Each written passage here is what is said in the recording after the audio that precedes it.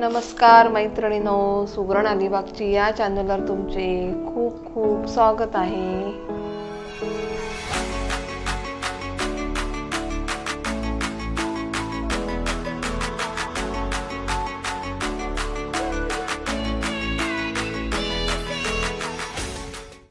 सुरमईच्या कालवणासाठी कोणतं वाटण करायचं हे तुम्हाला इथे मी सांगते। वाटणासाठी आपण इथे साहित्य घेतले आहेत। ओले खोबरं, 2 मिरच्या, आलं, लसूण, कोथिंबीर, पाव टीस्पून हळद आणि पाव टीस्पून जिरे। चला तर मग आपण याचं वाटण करून घेऊयात। ओल्या मच्छीचा ज्यावेळेला आपण कालवण करतो त्यावेळेला ओलं खोबरंच वापरायचं असतं, त्यामुळे कसं वाटणाला पण छान चव येते आणि कालवण पण खूप सुंदर लागतो। आपण याला अगोदर लावून घेऊयात आलं लसूण कोथिंबीरचं वाटण। इथे मी 1 टीस्पून आलं लसूण कोथिंबीरचं वाटण घेतलं आहे। इथे आपण फोडणीसाठी घेणार आहोत ओल्या खोबऱ्याचं हिरवं वाटण। इथे मी चिंच भिजत घातली आहे। कालवणात आपल्याला चिंच घालायची आहे। 10 ते 12 लसणाच्या पाकळ्या चिचून घेतल्या आहे आणि 2 मिरची। आता आपण सुरमईचं कालवण तयार करायला घेऊयात। तेल गरम झाले आहे, यामध्ये आपण लसूण आणि मिरची घालून घेऊया।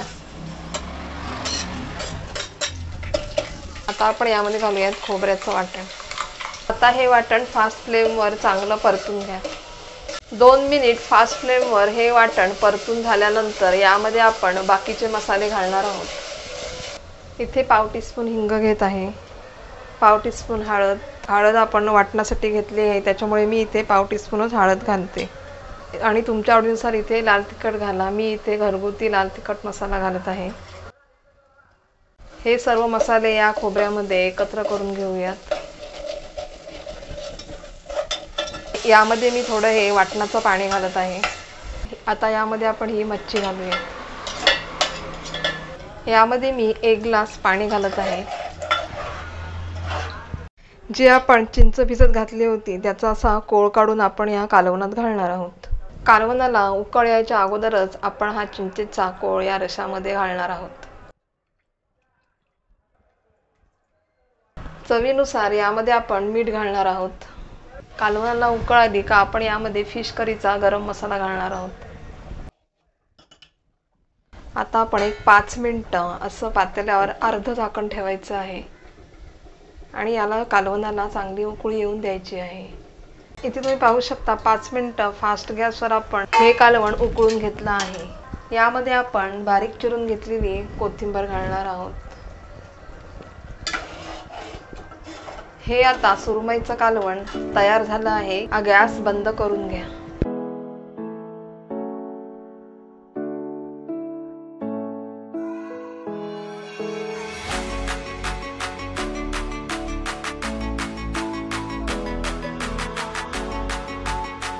सुगरण अलिबागची या चॅनलला नक्की सबस्क्राईब करा, बेल आयकॉनचं बटन दाबायला विसरू नका। ही व्हिडिओ आवडल्यास शेअर करा, लाईक करा, कमेंट करा।